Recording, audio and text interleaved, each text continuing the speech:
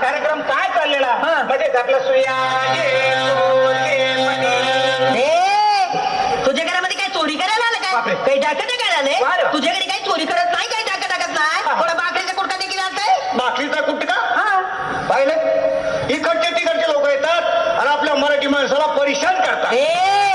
इकडचं तिकडचं म्हणताय का मला अरे भाऊ तुझ्याच मराठी मातीमध्ये जन्माला आलेलं छोटस संस्काराचं फुल आहे भारूड म्हणतात मला आणि ही काय भानगड भानगड अरे माणसांनी भानगडी करू नये म्हणून संतांनी काढलेल्या प्रबोधनाच्या कारखान्यातलं प्रोडक्शन म्हणजे भारूड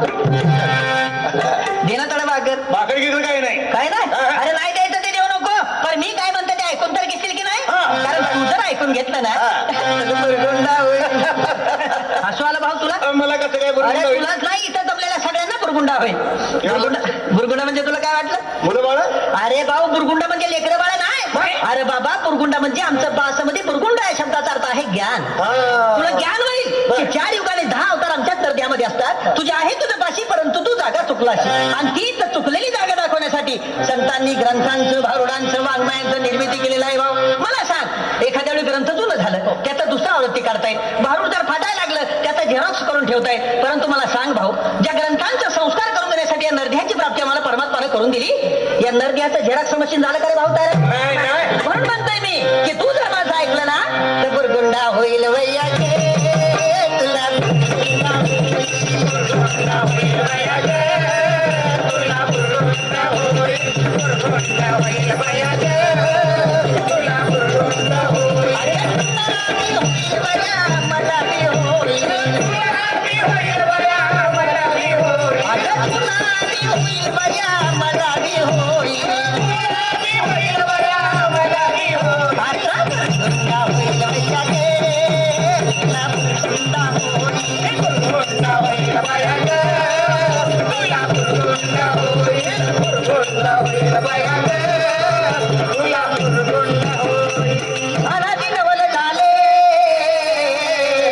स्वानंद गुरुकुल आसवे घेऊन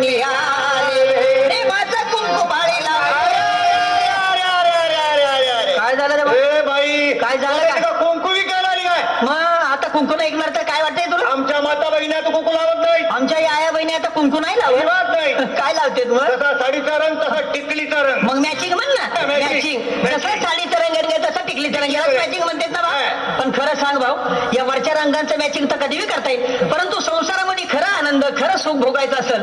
तर नेचर मॅचिंग असं वाटत नाही वाटत नेचर मॅचिंग असेल तर या वरच्या रंगांना महत्व आहे मी म्हणत नाही आहे माझं कुंकू लावून तुझं टिकली लावू नको परंतु टिकलीच्या रूपानं सौभाग्याचं दान किती ठिकाणी वाटत फिरतं आमचं माऊली अरे भाऊ सकाळी उठलं बाथरूम मध्ये गेलं बाथरूमची भिंत सौभाग्यवती भव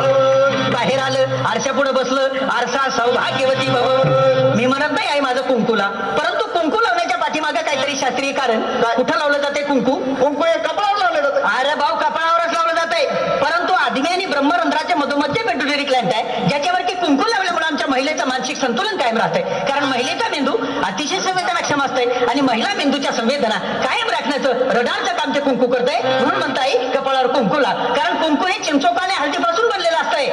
एखाद्या वेळी इंचू चावला रे भाऊ तर चिंचोका उघडून लावून बघ विंचवाचं झर उतरवण्याची ताकद त्या चिंचोक्यात आहे मग खरं सांगाय जर विंचवाचं झर उतरवण्याची ताकद त्या चिंचोक्यात आहे तर त्याच चिंचोक्यापासून तयार झालेलं कुंकू जर तुझ्या कपाळावर लागलं तर तुझ्या डोक्यावरचं टेन्शन नाही का कमी होणार बघ आई बघ बघ तुला कुंकू लावायचं सांगितल्याबरोबर पुरुषांनी टाळ्या वाजवायला सुरुवात केलं पण पूर्वीच्या काळी आमच्या पुरुषांना बी शेंडी होतं ना रे भाऊ आता आहे शेंडी काय सापडत नाही आता नाही शेंडी शेंडी शेंडी म्हणजे काय शेंडी म्हणजे शेंडी म्हणजे लांब केस हे भाऊ शेंडी म्हणजे लांब केस नाही अरे बाबा शेंडी म्हणजे माणसाच्या मेंदूरूपी टीव्ही मध्ये सद्विचारांचं प्रक्षेपण करणारा अँटेना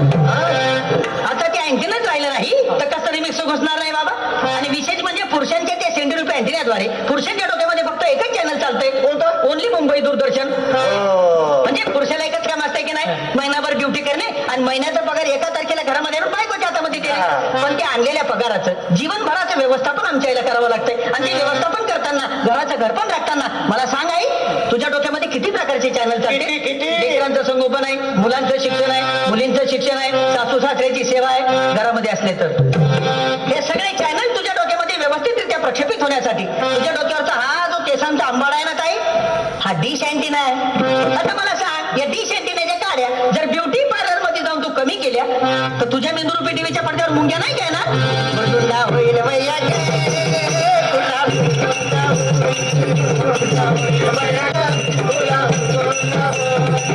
चार युगाची काठी बोदळी दशावतार खेळे पडपडी.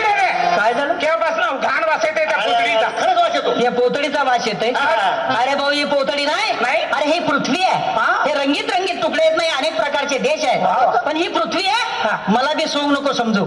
हे तुम्ही आम्ही जे आहेत ना आजकालचा मानव, ते मी आहे. बरोबर. आणि तुमच्या प्रत्येकाच्या घरामध्ये ज्या लेकरांनी जन्म घेतला ते उद्याचं भवितव्य हे आहे.